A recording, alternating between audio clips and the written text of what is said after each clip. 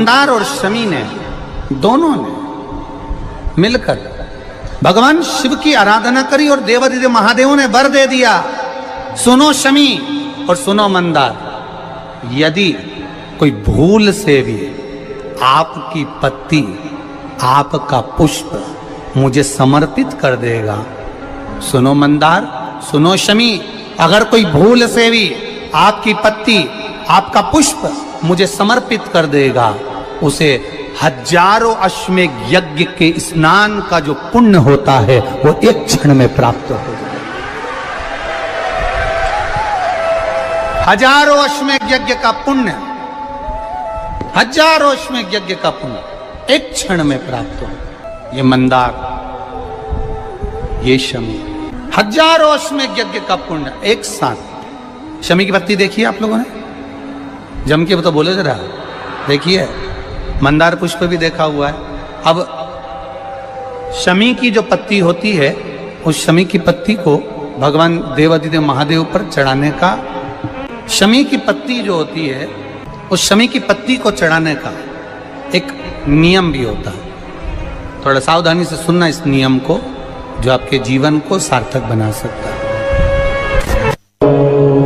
शमी की पत्री को चढ़ाने का एक नियम है, बड़ा सुंदर नियम, आपके जीवन में उतारने लगा। महाराज, जब सारा श्रृंगार मेरे देवादिदेव महादेव का हो जाए, बहुत ध्यान से सुनना, ये प्रसंग आया नहीं पहले, आज अगर कुबेरेश्वर बाबा की पावन धरा पर यह प्रसंग निकला है तो उसको ध्यान से सुनिए। पत्ती, शमी की जो पत्ती होती है, उस शमी की पत्ती को कब, कैसे और कहाँ चढ़ाना चाहिए, और शमी की पत्ती का फल क्या होता है वो भी अभी अपन समझ लें उसको। शमी की पत्ती, संपूर्ण स्नान भगवान का हो जाए, संपूर्ण स्नान आप समझे उसको। जैसे ये शिवलिंग है, जलाधारी, जल निकल कर जाने का स्थान, गणेश, कार्तिकेय, अशोक सुंदरी, जलाधारी मतलब माता पार्वती जी का हस्त कमल, शिवलिंग शिव का स्वरूप, ऊपर जो जलाधारी लगी है उसमें से एक एक बूंद जो पानी नीचे गिर रहा है, जो पानी नीचे गिर रहा है, शिव जी की बेटियां जया, विषहरा, शामली बारी, दौतली, देव, शिव जी की पुत्री बेटियां। जब देवादिदेव महादेव को शमी का पत्ता चढ़ाया जाता है, कब चढ़ाते हैं, जब आपने संपूर्ण जलाधारी को हाथ से साफ कर दिया हो, शिवलिंग पर जल चढ़ा दिया हो, शिवलिंग का पूरा श्रृंगार आपने कर दिया हो, संपूर्ण श्रृंगार मेरे देवादिदेव महादेव का हो गया, संपूर्ण श्रृंगार। बाबा को चंदन का लेपन, अबीर, गुलाल, अक्षत, बेलपत्र, धतूरा, जो भी तुम्हें चढ़ाना है सब कुछ तुमने चढ़ा दिया, सारा श्रृंगार मेरे देवादिदेव महादेव का हो गया। तब शमी की पत्ती को मां जगत जननी की जो जलाधारी है उस पर मात्र स्पर्श कराकर शिव के शिवलिंग पर आखिरी में समर्पित कर देना चाहिए, जिससे हमारी मन की जो कामना है वो मां जगत जननी देवादिदेव महादेव से उनके कानों में श्रवण कर। शमी पत्र का एक बात और स्मरण में रहे, शमी पत्र की बहुत एक बात और अपने स्मरण में लीजिएगा। शमी पत्र की जैसे शिवलिंग, जलाधारी और स्थान, जब बहुत ज्यादा मात्रा में दरिद्रता होती है, बहुत ज्यादा मात्रा में बहुत कष्टमय जीवन, जब तुम्हारी चित्त वृत्ति में आए, जब तुम्हारे मन में आए, धन भी नहीं है, पैसा भी नहीं है, बहुत दरिद्रता का जीवन है, बहुत दुखी जीवन है, तब बेलपत्र और शमी पत्र का प्रयोग जरूर करके देखना। प्रैक्टिकल करने में कुछ नहीं जाता, प्रैक्टिकल करने में क्या जाता है, करके देखना। उस समय पर जैसे वो कहते हैं ना कि कोई कहने वाला कह दे कि महाराज जी, वो एक महाराज प्रवचन दे रहे थे और प्रवचन में देते देते देते देते किसी ने, महाराज जी प्रवचन दे रहे थे कि मदिरा का पान नहीं करना चाहिए, नहीं पीना चाहिए, गलत है, नाली में पड़ा होता है, व्यसन में पड़ा होता है, ऐसा पान ना करो। एक महाराज का पेचेन वाला खड़ा हो गया, उसने खड़े होकर कह दिया, ओ महाराज तुम इतनी बड़ी बड़ी बात कर रहे हो, तुम्हारा सगा भाई तो पी के नाली में पड़ा, गटर में पड़ा। महाराज जी को क्रोध नहीं आया, समझ थी। महाराज जी ने कहा, भैया देख, मैं भी प्रवचन दे रहा हूँ, मेरा भाई भी प्रवचन दे रहा है। मैं मुंह से समझा रहा हूँ कि पीकर लोग नाली में गिरते हैं, गटर में गिरते हैं। मेरा भाई प्रैक्टिकल करके दिखा रहा है कि मत पिया। प्रैक्टिकल वाली बात है। शमी पत्र, बेलपत्र का एक बार जीवन में प्रैक्टिकल कर देखना, प्रैक्टिकल करना। जैसे आपको कहा कि आपका विश्वास अगर पक्का है, भरोसा अगर दृढ़ है, और शंकर के प्रति अगर आपका विश्वास पक्का है, शंकर कह रहे हैं, मां उमा से, मां पार्वती से, मेरा महेश कह रहा है, मेरा बाबा भोलेनाथ, मेरा बाबा विश्वनाथ, मेरा त्रिकालदर्शी कैलाशी अविनाशी कह रहा है कि हे पार्वती,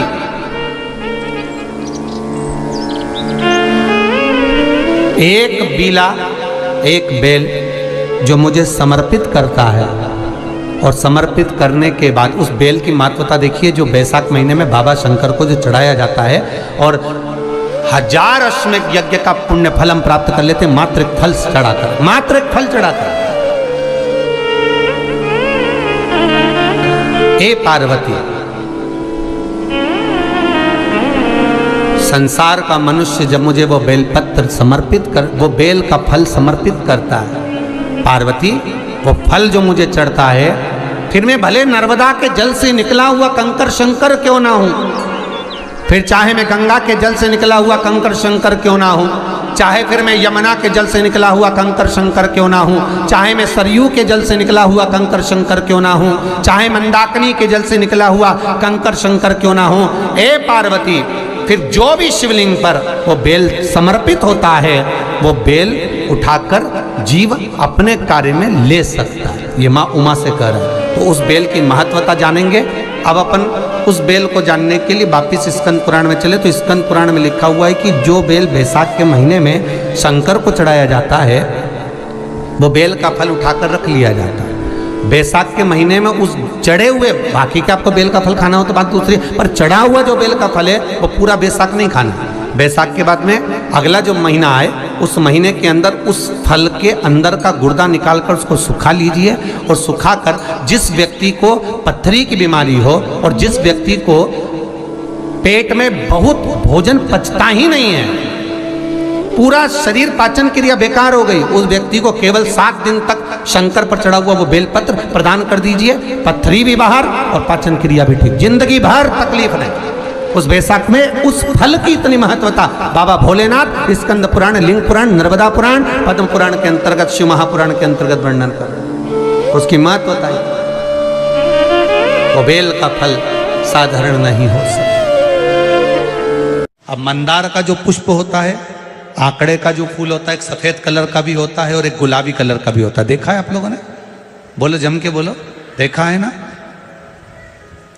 गुलाबी कलर का जो पुष्प होता है वो आप मंदार का, आंकड़े का जो गुलाबी कलर का पुष्प होता है, आप टीवी पे देख रहे होंगे, एक सफेद देख रहे होंगे, एक मंदार का गुलाबी फूल, नीला कलर का फूल देख रहे होंगे।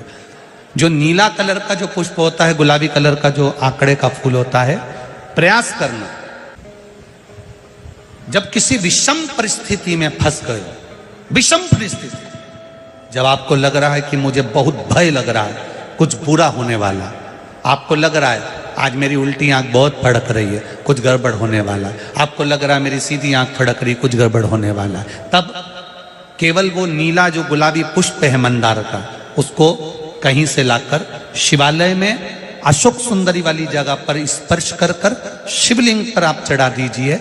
आपकी विषम परिस्थिति कैसी भी होगी, वो रास्ता बनाकर बाहर निकल जाएगी, आपको फंसना नहीं, परेशान नहीं। मंदार आंकड़ा, सफेद आंकड़े का पुष्प भी भगवान शिव को समर्पित होकर, जैसे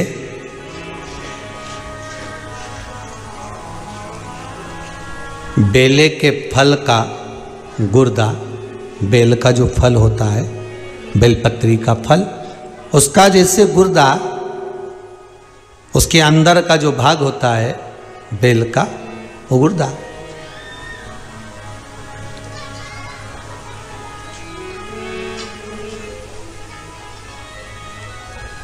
उसको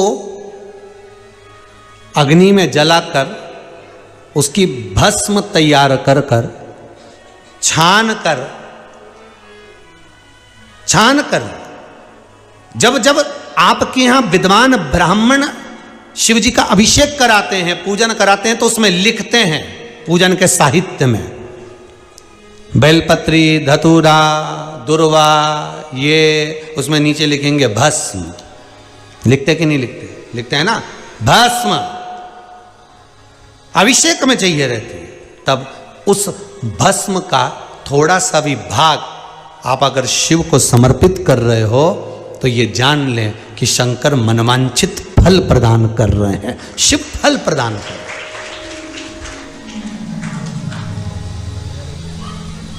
महाराज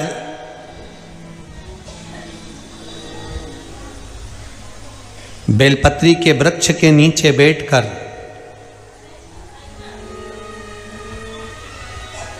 हाथ में एक बेलपत्र का पत्ता रखकर आप पंचाक्षर मंत्र नमः शिवाय, ओम नमः शिवाय या श्री शिवाय नमस्तुभ्यम या महामृत्युंजय मंत्र का स्मरण कर रहे हो, पर डंडी का भाग अपनी ओर, बेलपत्र की बीच वाली पत्ती का भाग बीच वाली उंगली की ओर रखकर अगर आप स्मरण कर रहे हैं और अपनी कामना कर कर बेलपत्री के वृक्ष के नीचे बैठकर उस पत्ते को सम्मुख रखकर बाबा से विनय कर कर एकांत में उस बेलपत्री के वृक्ष की छांव में,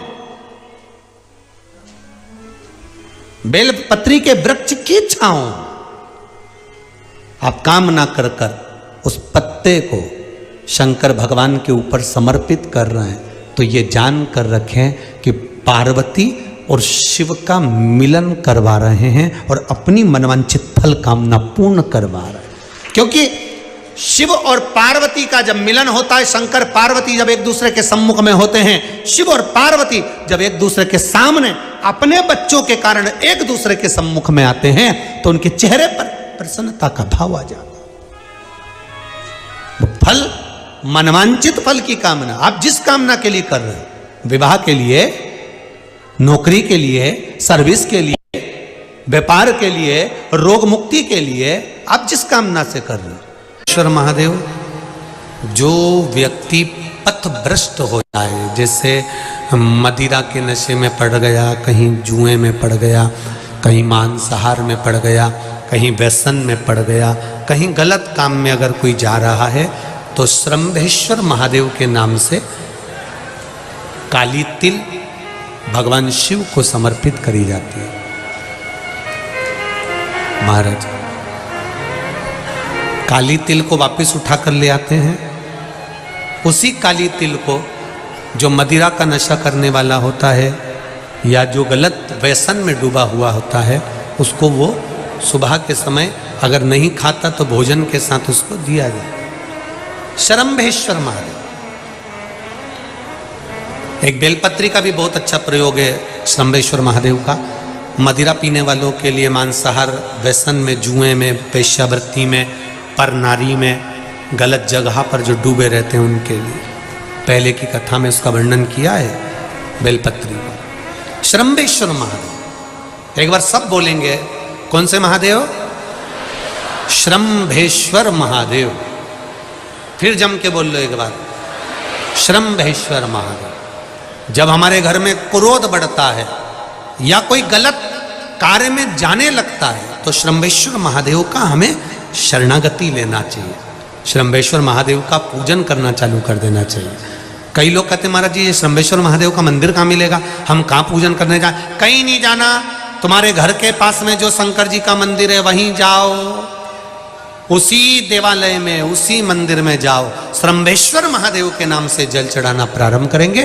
वो जल जो गलत संगत में पड़ा हुआ है उसका आचमन कराना प्रारंभ करेंगे, अपने आप उसकी धीरे धीरे बुद्धि सुधरना प्रारंभ हो जाएगी। ऐसा श्रंभेश्वर महादेव का है।